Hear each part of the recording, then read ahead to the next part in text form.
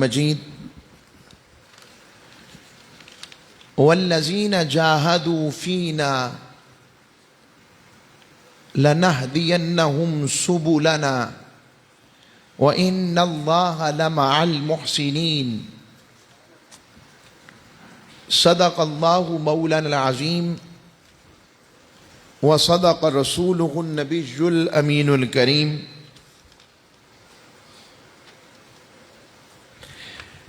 اللہ رب العزت جو جہاد اکبر اور قلب تمنائی کے عنوان سے آج اس کی چوتھی نشست ہے، اور ہمارا مضمون کا جو مرکزی موضوع جو ہم نے قرآن کی آیت رکھی وہ سورہ العنکبوت، یہ قرآن مجید کا 29واں سورہ، اس کی آیت نمبر 69 ہے۔ یہ آیت ایسے لگتا ہے جیسے ایک آیت ہے، مگر یقین جانیے یہ آیت اپنے اندر وہ مضامین اور سمندر علم اللہ کی طرف پہنچنے والے رستے کے رکھتی ہے کہ اس کے عرفان سے انسان ایک آیت سے رب کی قربت اور رب کی معیت کی خیر اگر پا جائے تو ایک آیت ہی اس کے لیے رب کی بارگاہ تک لے جانے کے لیے کافی ہے۔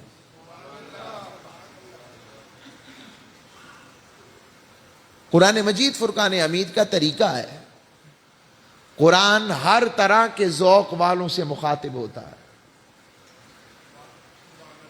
اور ہر طرح کے ذوق والوں کے لیے اہتمام کرتا ہے۔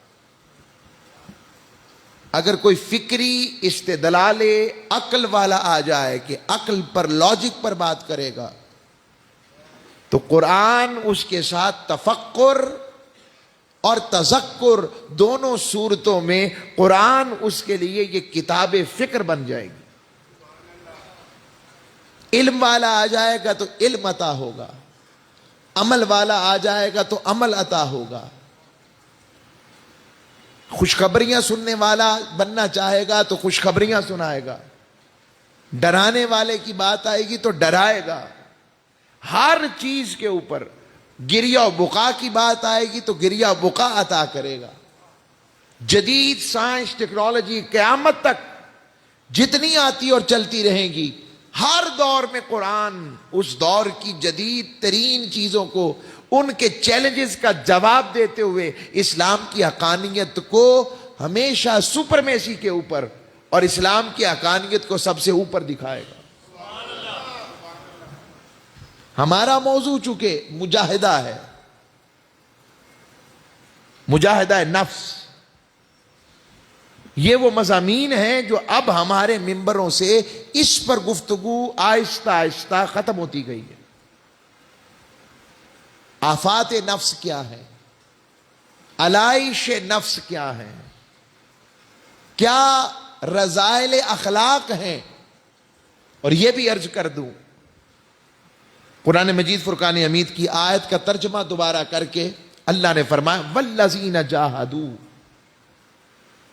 جو لوگ ہماری حق میں، ہمارے لیے، ہماری راہ میں مجاہدہ کرتے ہیں، جد و جہد کرتے ہیں، اللہ فرماتا ہے لَنَهْدِيَنَّهُمْ سُبُلَنَا، ہم انہیں اپنی طرف آنے والے جو رستے ہیں اس کی طرف ان کی رہنمائی کر دیتے ہیں۔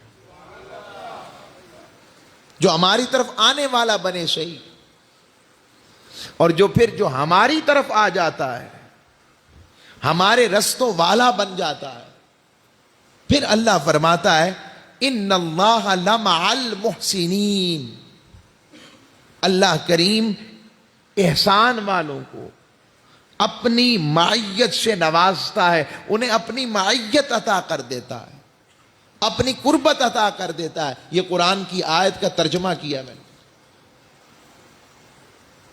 اب اس حقیقت سے سمجھنے کے لیے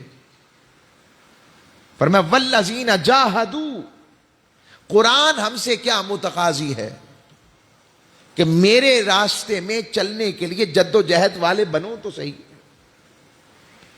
ہم اصل میں غفلت میں ہیں، ہم پر دنیا کی علائشوں کا پردہ پڑا ہوا ہے،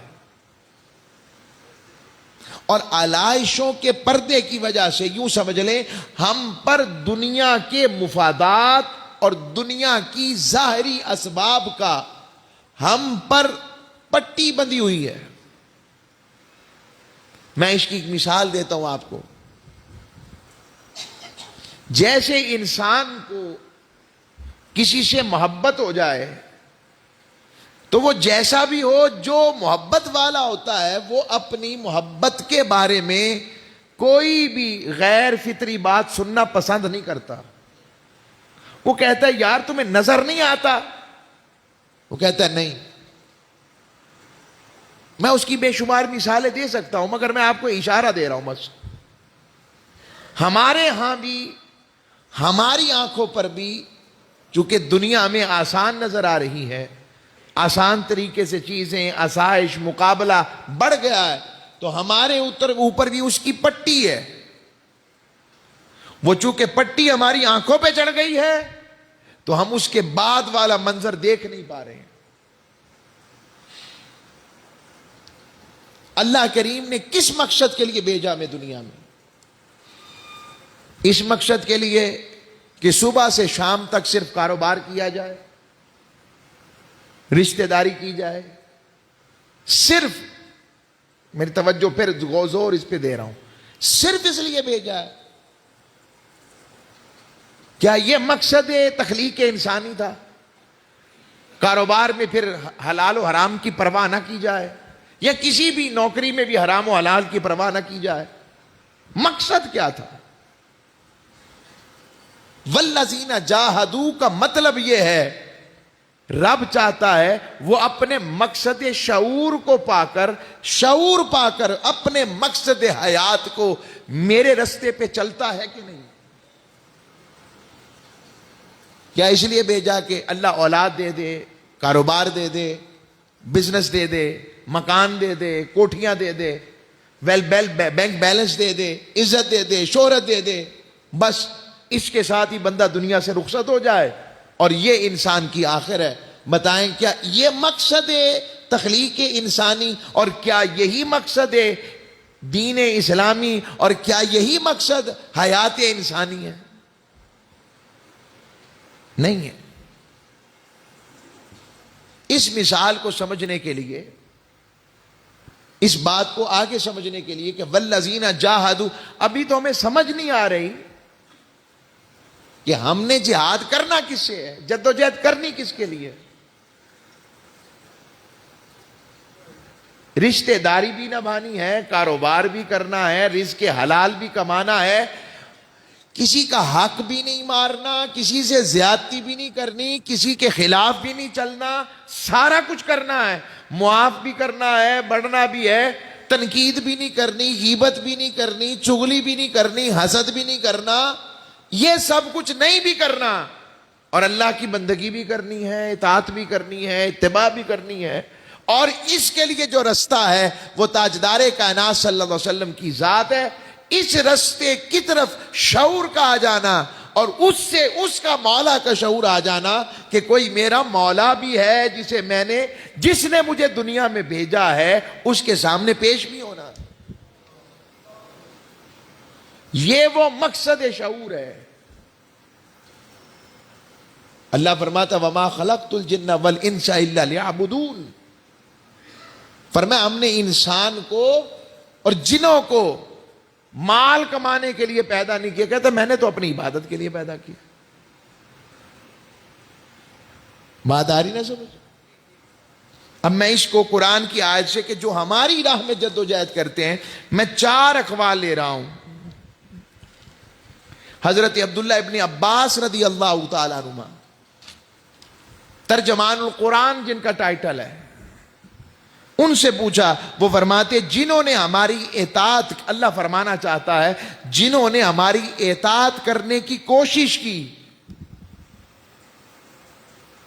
تو ہم ضرور انہیں اپنے رستے کا ثواب کی صورت میں اپنا رستہ عطا کر دیں گے۔ اب ہم ہاتھ پہ ہاتھ دھرے بیٹھے رہیں اور کہیں کہ ہمارا سارا کچھ ہمیں مل جائے تو کاروبار چل سکے گا، بزنس ہو سکے گا، نوکری چل سکے گی؟ نہیں چل سکتی جب تک کہ وہ اس کے لیے کوشش نہیں کرے گا۔ یہی میدان عمل ہے۔ اللہ فرماتا ہے جو اطاعت کی کوشش ہی نہیں کر رہا، اطاعت کے رستے کی طرف چلا ہی نہیں، اسے خبر ہی نہیں ہو رہی، وہ دنیا میں آ کر گم ہو گیا ہے، وہ یہ سوچتا ہے کہ شاید کل دین ہی بس یہ ہے، اور معافی چاہتا ہوں، کاروبار کے علاوہ آل اولاد ہونا یہ تو جانور بھی ہے،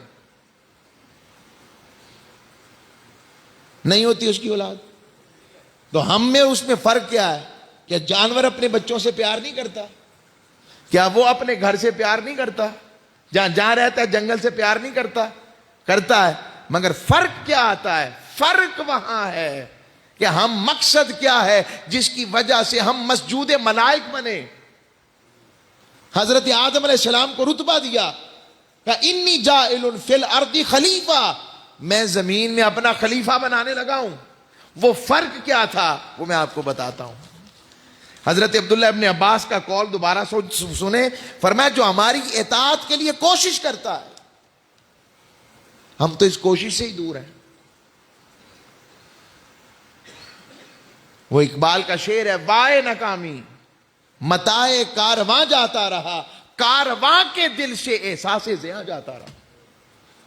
ہمارا حال برف کی اس سل کی طرح ہے، برف کی اس سل کی طرح ہے جو روز بروز بہ رہی ہے مگر ہمیں احساس نہیں ہے۔ ہماری زندگی کا حال بھی ایسے ہے۔ یقین جانے میں ایسے، میں اپنی عمر کے مطابق بات کرتا ہوں، ایسے دیکھتا ہوں تو ایسے لگتا ہے جیسے میں اب بھی اپنے دادا ابو کے گھر میں ہوں، صحن میں کھیل رہا ہوں۔ اور یہ کیا ہوا؟ میں اتنا زمانہ پار کر کے آگے آ گیا کہ اب میری داڑھی میں بھی سفید بال آنے لگ پڑے، میرے بھی بچے ہیں۔ یہ سوچ و فکر آ گئی، یہ دھیان آ گیا۔ تو ہم نے تیاری کیا کی ہے، مقام کیا کیا ہے، معاملہ کیا کیا ہے، یہ سوچنے والی بات ہے ہمارے لیے۔ تو فرمایا جنہوں نے ہماری اطاعت کرنے کی کوشش کی ہم انہیں اپنے رستے دکھائیں گے۔ اب ہم کوشش بھی نہ کریں اور کہ رستہ بھی مل جائے۔ اب فرق کیا ہے؟ میں سورہ آل عمران کو اس کے ساتھ جوڑتا ہوں، والذین جاہدوا، یہ شہادت گاہ الفت میں ہے قدم رکھنا۔ لوگ آسان سمجھتے ہیں مسلمان ہونا۔ اللہ فرماتا ہے سورہ آل عمران کی آیت نمبر 14 میں، فرمایا زُیِّنَ لِلنَّاسِ حُبُّ الشَّہَوَاتِ، ہم نے ان کے خواہشات کی محبت کو ان کے لیے آراستہ کر دیا ہے۔ خواہشات کی محبت، زُیِّنَ حُبُّ الشَّہَوَاتِ، یہ قرآن ہے۔ اب وہ خواہشات کی محبت کے پیرامیٹرز کیا ہیں؟ فرمایا من النساء، عورتیں، بیویاں، والبنین، اور بیٹے اولاد، والقناطیر المقنطرہ من الذہب والفضہ، سونے اور چاندی کے ڈھیر، والخیل المسومہ، اور نشان لگے ہوئے خوبصورت گھوڑے یعنی سواریاں، والانعام، مویشی، والحرث، کھیتیاں، زمینیں۔ اللہ آگے کیا فرماتا ہے؟ فرماتا ہے یہ شہوات دنیا ہیں۔ ان سے آگے بھی کچھ ہے تو بتائیں آپ مجھے۔ یہ ساری شہوات دنیا ہے۔ اللہ آگے کیا فرماتا ہے؟ ذالک متاع الحیات الدنیا، یہ سب دنیاوی زندگی کا سامان ہے۔ اور اللہ آگے کیا فرما رہا ہے؟ واللہ عندہ حسن المآب، اے انسان اپنے مالک کی طرف چل کے دیکھ، اس سے بھی اعلیٰ ٹھکانہ اس نے اپنے پاس تیرے لیے رکھا ہوا۔ یہ 5 شہوات کا ذکر آیا، بیوی، بچے، مال، متاع، کاروبار، بس اس پر۔ اور پھر دوسری جگہ سورہ التوبہ، اس کو بھی میں کھولتا ہوں آپ کے ساتھ، پہلے میں اس کو مکمل کروں۔ اللہ اکبر۔ اب کیا وجہ تھی کہ اشرف المخلوقات انسان کو بنایا؟ یا حضرت آدم مسجود ملائک ہوئے؟ اس کی وجہ یہ تھی، ایک تو علم تھا، دوسرا رب نے بتایا فرشتوں تمہاری کوئی اولاد نہیں ہے، تم مال کے حرص سے پاک ہو، تم مدبرات الامر والے ہو، جو حکم دیتا ہوں وہ کرتے ہو، تم نے کرنی ہی نیکی ہے، تمہارا خمیر ہی اس سے بنایا۔ اور انسان کیا ہے؟ کہ مٹی سے بنایا، اور مٹی سے بنا کر فَنَفَخْتُ فِيهِ مِن رُوحِي، میں نے اپنے روح کا چراغ پھر تیرے اندر لگایا۔ یہ دونوں چراغ لگائے، پہلا مٹی کے اندر شہوات رکھ دی، شہوات کی محبت۔ اب مٹی کسے کہتے ہیں؟ کھنکنے والی، بودار، اکڑ جانے والی، لیسدار، یہ مٹی کی حقیقت ہے جس سے ہم بنے، یہ ظاہری حقیقت۔ اور اندر کہا میں نے اپنی روح کا چراغ، نور کا چراغ روشن کیا، اب یہ تجھ پر چھوڑا۔ اب تم مادیت کا اور روح کے اندر روح کا سامان کرتے ہوئے اس کی طرف جاتا ہے، اور اس کے لیے میرے اور میرے حبیب کے رستے کی طرف آتا ہے، یا شہوات دنیا میں گم ہو کر، یا یوں کہوں نعمتوں میں گم ہو کر نعمت والے کو بھول جاتا ہے۔ بتائیں، جو زمین پر قبضہ کرے، زمین پر زیادتی سے کسی کی حق مارے، یتیم کا مال کھائے، اس کے ذہن میں مفاد دنیا ہے تو وہ یہ کر رہا ہے نا۔ کسی سے رشوت لے رہا ہے، 2 نمبر طریقے سے مال لے رہا ہے، مال ہتھیا رہا ہے، اس کے ذہن میں آخرت کا تصور ہو، اور یہ تصور باقی ہو کہ میرا کوئی مالک بھی ہے جو میرا حساب لے سکتا ہے۔ اگر یہ تصور اس کے ذہن میں آ جائے اور راسخ ہو جائے کہ ایک میرا بڑا مالک بھی ہے، تب وہ کیا کسی پر ظلم کرے؟ بتائے پھر اصل میں پھر میری بات درست آ رہی ہے کہ شہوات نفسان دنیا نے اس پر پٹی باندھ دی ہے، اسے نظر نہیں آ رہا کہ باہر کیا ہونے والا ہے، وہ اس میں گم ہے، اور یوں کہوں کہ وہ ایسے ہی ہے جیسے کنویں کا مینڈک ہے۔ کنویں کے مینڈک کو تو یہی پتا ہے یہی میرا سب کچھ ہے، اسے کیا پتا سمندر کیا ہے، اس کی لہریں کیا ہیں، ہوا کیا ہے۔ اے انسان، تو ذرا اپنے اندر غور کر کے غور تو کر، کیا تو نے کوشش کی ہے کہ تو اپنے مولا کی طرف آ جائے؟ فرمایا تم میں فرق یہ ہے انسان میں اور فرشتوں میں، کہ تمہارے اندر نیکی کا مادہ، خیر، نفس کے شرائر نہیں، آفات نہیں، اس کی علائشیں نہیں، اور ادھر جو انسان امتی ہو جائے تو کہا اس کے اندر سب کچھ ہے، مگر اس کے باوجود وہ ان سب سے جنگ کرتا ہے۔ جسم کہتا ہے یار ٹھہر جا، جمعے کا وقت ابھی باقی ہے، وہ کہتا ہے نہیں میں نے پہنچنا ہے۔ وہ کہتا ہے یار کاروبار گاہک آیا ہوا ہے، وہ کہتا ہے نہیں مولا کی آواز آ گئی ہے۔ وہ کہتا ہے کہ ٹھہر جا یار، یہ پیسے دو آ جائیں گے، قرضہ دینا ہے، پیسے دینے ہیں، بجلی دینی ہے، بجلی کا بل دینا ہے، ٹیکس آنا ہے، کمیٹی دینی ہے، یہ کرنا ہے، رک جا۔ وہ کہتا ہے نہیں نہیں، رب نے آواز دے دی ہے جو خالق ہے۔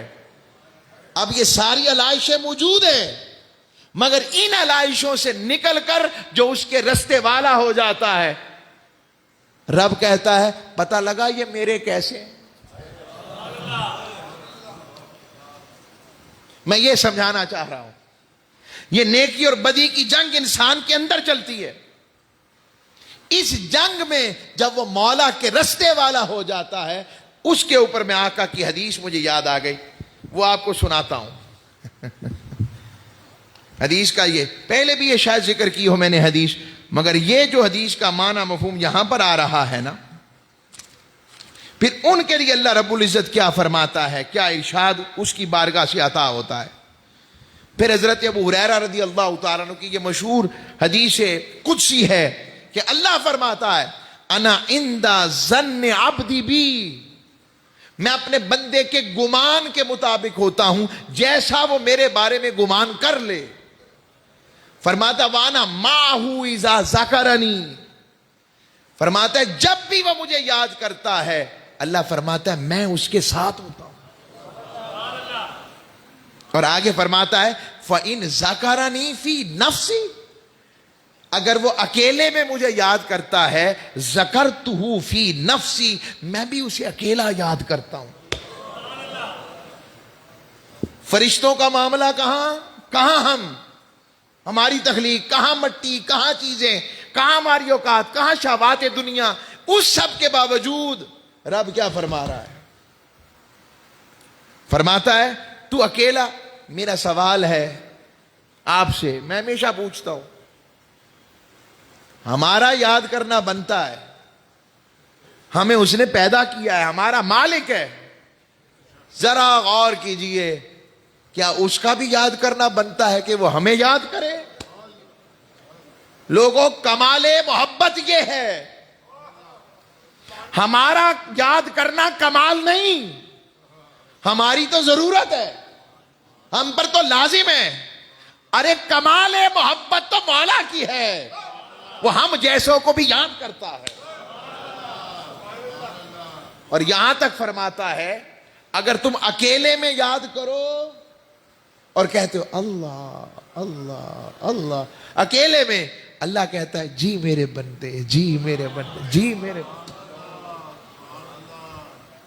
یہ فرق ہے ہمارے یاد کرنے میں اور اس کے یاد کرنے میں۔ اور حدیث میں یہاں تک آتا ہے ہم ایک مرتبہ کہتے ہیں اللہ، وہ 10 مرتبہ کہتا ہے جی میرے بندے، اور ہم اس سے غافل، ہم اس سے دور، ہم دنیا میں گم، نفس کی علائشوں کا شکار، ایسے مالک سے دور۔ اور آگے فرماتا ہے وَإِن ذَكَرَنِي فِي مَلَئٍ ذَكَرْتُهُ فِي مَلَئٍ خَيْرٍ مِّنْهُمْ، فرماتا ہے اگر تم مجلس میں یاد کرتے ہو، اجتماع میں، قدسیہ مسجد میں، جامع مسجد قدسیہ میں، جمعہ کے اجتماع میں آنے والوں، آپ لوگ جو اجتماع میں اپنے مولا کو یاد کرنے کے لیے آئے ہیں، آقا کی حدیث سنیے۔ آقا نے فرمایا کہ اللہ فرماتا ہے، حدیث قدسی ہے، فرماتا ہے اگر بندے اجتماع میں مجھے یاد کرتے ہیں، اللہ فرماتا ہے میں اس سے بہتر مجلس میں، فرشتوں کی مجلس میں اپنے بندوں کو یاد کرتا ہوں۔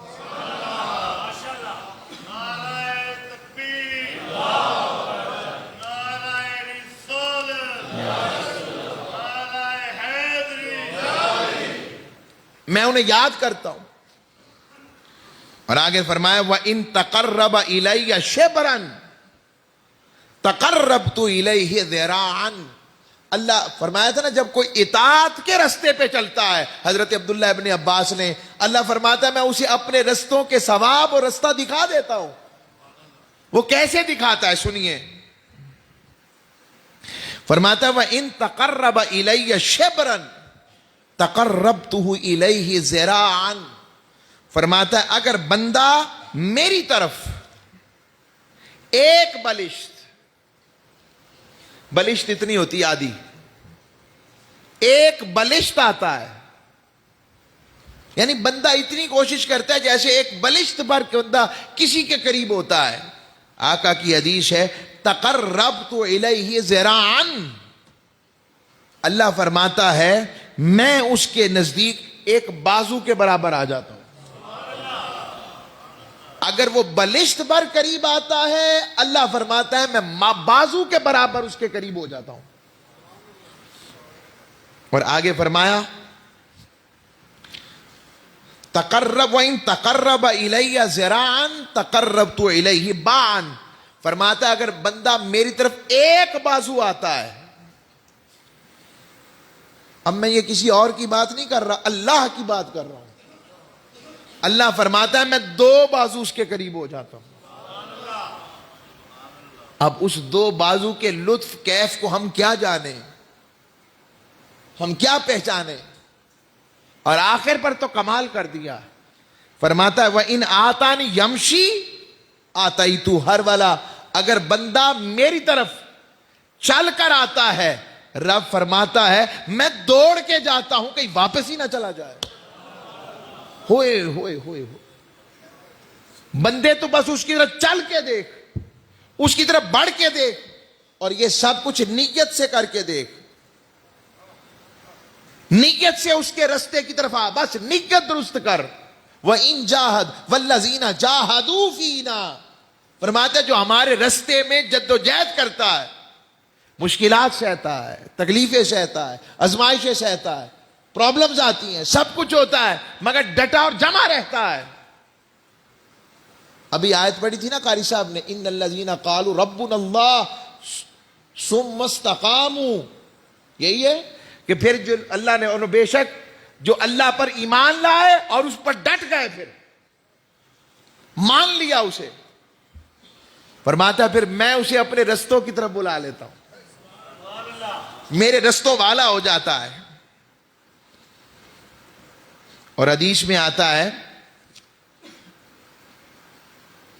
حضرت ابو ہریرہ روایت فرماتے ہیں، اللہ فرماتا ہے میں بندے کے ساتھ ہوتا ہوں جب وہ میرا ذکر کرتا ہے، حتیٰ کہ اونچی آواز نہیں آ رہی ہوتی، اس کے صرف لب حرکت کر رہے ہوتے ہیں، اللہ فرماتا ہے میں اس کے ساتھ ہوتا ہوں۔ لوگو ذرا اس کیفیت لذت کو محسوس کریں، آج ہم ذرا محسوس کریں ہمارا مولا اتنا قریب ہے اور ہم اس سے کتنی دور ہیں۔ وہ تو قریب ہے مگر ہم اس سے دور ہیں۔ اگر قریب سمجھتے تو ہمارا احساس دنیا بدل جاتا، ہماری حالت بدل جاتی۔ اب جو والذین جاہدوا والے نہیں ہیں ان کے لیے بھی حدیث ہے، فرمایا مثل الذی یذکر ربہ والذی لا یذکر ربہ مثل الحی والمیت، فرمایا اپنے رب کا ذکر کرنے والے اور نہ کرنے والے شخص کی مثال زندہ اور مردہ سی ہے۔ فرمایا جو اللہ کا ذکر کرنے والا، اللہ کی راہ میں جد و جہد والا، اللہ کی راہ میں اطاعت کی کوشش کرنے والا ہے، وہ زندہ ہے، اور جو اس رستے سے بیگانہ ہو گیا، جو ظلم کا شکار ہو گیا، آفتوں کا شکار ہو گیا، علائش دنیا کا شکار ہو گیا، دنیا پرست ہو گیا، فرمایا وہ زندہ ہی نہیں، وہ مردہ ہے۔ اب اندازہ لگائیں ہم میں سے کتنے زندہ ہیں اور کتنے مردہ ہیں، ہم ذرا غور کریں۔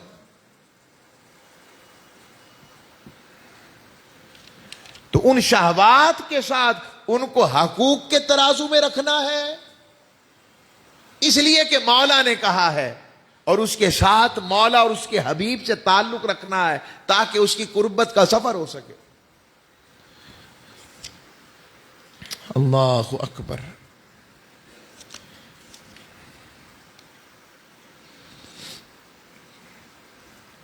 آگے آقا صلی اللہ علیہ وآلہ وسلم کی پھر ایک اور حدیث ہے، جو ذکر کرنے والے ہوتے ہیں، جب کسی کا بندہ ذاکر بن جائے، کسی کی راہ والا بن جائے، تو پھر وہ اس بات سے ڈرتا ہے کہ میرا ہادی، میرا مرشد، میرا محبوب، میرا مالک کہیں مجھ سے ناراض نہ ہو جائے۔ اور ہم کیسے لوگ ہیں؟ حضرت انس بن مالک روایت کرتے ہیں، قال قال رسول اللہ صلی اللہ علیہ وآلہ وسلم یقول اللہ اخرج من النار من ذکرنی یوما او خافنی فی مقام، فرمایا اللہ فرمائے گا قیامت کے دن میں دوزخ سے ایسے شخص کو نکال دوں گا جس نے ایک دن بھی مجھے دل سے یاد کیا ہوگا یا زندگی میں ایک دفعہ بھی مجھ سے ڈرا ہوگا. میں اسے دوزخ میں رہنے نہیں دوں گا.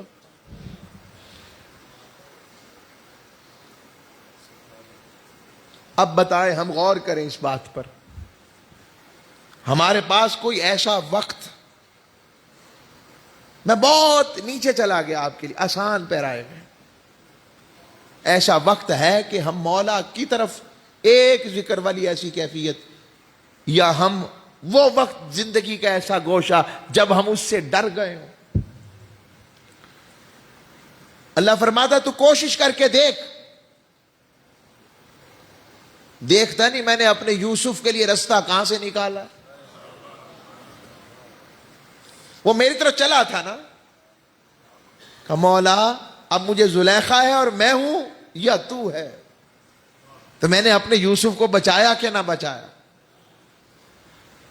میں نے اپنے ایوب کو بچایا کہ نہ بچایا؟ 40 سال بیمار رہے. اب ان میں بھی دیکھیں جو اس کے رستے والے ہوتے ہیں وہ کبھی بے ادب نہیں ہوتے. کیا میں ادب آپ کو عرض کرتا ہوں، اللہ کے نبیوں کا ادب اپنے مالک کے ساتھ کیسا تھا. اسی روشنی میں بات آگے چل پڑی. آپ سے پوچھتا ہوں، بیماری کون دیتا ہے حقیقت میں؟ حضرت ابراہیم سے پوچھتے ہیں. آپ فرماتے ہیں نہیں، وَإِذَا مَرِضْتُ، جب میں بیمار ہوتا ہوں. ہونا تو یہ چاہیے تھا مولا جب تو بیمار کرتا ہے. فرمایا نہیں، بیماری کمی ہے اور یہ میری وجہ سے ہے. وَإِذَا مَرِضْتُ، اور جب میں بیمار ہوتا ہوں، فَهُوَ يَشْفِينِ، تو وہ شفا دیتا ہے. آپ ادب دیکھیں. حضرت ایوب علیہ السلام 40 سال بیمار رہے. 40 سال کے بعد اب دعا کیا مانگ رہے ہیں؟ انی، بے شک مجھے، مسنی الضر، مجھے تکلیف نے چھو لیا ہے. اب یہ نہیں کہہ رہے مجھے ٹھیک کر دے، فرماتے انی مسنی الضر، مجھے تکلیف نے آ لیا، چھو لیا. وَأَنْتَ أَرْحَمُ الرَّاحِمِينَ، اور تو ہی سب سے بڑھ کر رحم فرمانے والا. بس اتنا کہہ رہے ہیں، یہ نہیں کہہ رہے پھر مجھے ٹھیک کر دے. حضرت عیسیٰ علیہ السلام فرماتے ہیں ان تعذبہم فإنہم عبادک، اے اللہ تو عذاب دے تو تب بھی تیرے بندے ہیں. اور آگے ہونا چاہیے تھا اگر تو معاف کر دے تب بھی تیرے بندے ہیں. کہا نہیں، ان تعذبہم فإنہم عبادک وإن تغفر لہم فإنک انت العزیز الحکیم، اگر تو معاف کر دے تو ہی غالب حکمت والا ہے. تو جو اس کے ذکر والے ہو جائیں اور جو اس کی فکر والے ہو جائیں، فرمایا والذین جاہدوا، جو اس کے راستے میں جد و جہد والے ہو جائے، ان کا مقام بدل جاتا ہے، ان کا مرتبہ بدل جاتا ہے. اور آقا صلی اللہ علیہ وسلم کی ایک اور اس پر احادیث مبارکہ کا میں یہاں پر دیتا ہوں آپ کو. اور جو اللہ کے رستے والے ہو جاتے ہیں، اس کی راہ پہ چلنے والے بن جاتے ہیں. تو آج ہم نے اصل میں کرنا یہ ہے، آج کا جو ہمارا سبق کا جو عنوان ہے، میں یہ نہیں کہہ رہا کہ ہم سب ایسے ہو جائیں، میں تو ابھی صرف یہ چاہ رہا ہوں مجھ سمیت ہم سب اس رستے پہ چلنے کے لیے تیار ہو جائیں، تیار ہو جائیں. اور جو تیار ہو جائے گا، جس نے نیت کر لی نہیں مولا آج سے اب تیرے اور تیرے حبیب کی حکم اس 6 فٹ پر چلا کرے گا، عملی طور پر زندگی کے ہر گوشے پر، جب یہ کوشش ہو جائے گی، اللہ فرماتا ہے پھر میں تیرے لیے سارے رستے آسان کر دوں گا. بس میں ایک حدیث کے ساتھ بات کو ختم کر دیتا ہوں. آقا صلی اللہ علیہ وسلم. پھر اس کے ساتھ انشاءاللہ یہ مضمون مجھے تو آگے بڑھنے نہیں دے رہا، پتہ نہیں میں آپ تھک نہ جائیں مگر مجھے مزہ آ رہا. بولیے. یہ علائش نفس کا، شہوات کا اور یہ چیزوں کا لگے گا واقعات کم ہے، مگر اس کے ساتھ دل کے اوپر وارد ہو چیز. آقا کی بات کر کر بات ختم، جوڑ دیتے ہیں نا ساتھ حضور کی بات. آقا صلی اللہ علیہ وآلہ وسلم، حضور کی ذات کا عالم کیا تھا. میں واری جاؤں، کائنات جن کے لیے رب نے بنائی، دو جہاں کے مالک ہیں، رب نے جنہیں مالک بنایا. آپ کا عالم کیا ہے؟ راستے سے گزر رہے ہیں تو کچھ لوگوں کو دیکھا وہ اپنا ٹائم ویسٹ کر رہے ہیں، رکے. حضور نے پوچھا کیا تم نے آخرت کی تیاری کر لی ہے؟ عرض کی نہیں حضور. فرمایا تمہیں پتا نہیں اگلا منظر کیسا ہے؟ فرمایا اگر تم دیکھ لیتے اپنے گریبان چاک کر کے تم جنگلوں کی طرف نکل جاتے اور تم کبھی ہنستے نہ، روتے ہی رہتے. یہ آقا علیہ السلام کی بارگاہ کی فکر ہے. نہیں یقین تو قبرستان جا کے پوچھ لیں، وہ بھی ہماری طرح کہتے تھے میرے بغیر دنیا نہیں چلنی. آج سارے بڑے بڑے لیٹے ہیں اور رب کا نظام چل رہا ہے. اب ما علیہ الا البلاغ.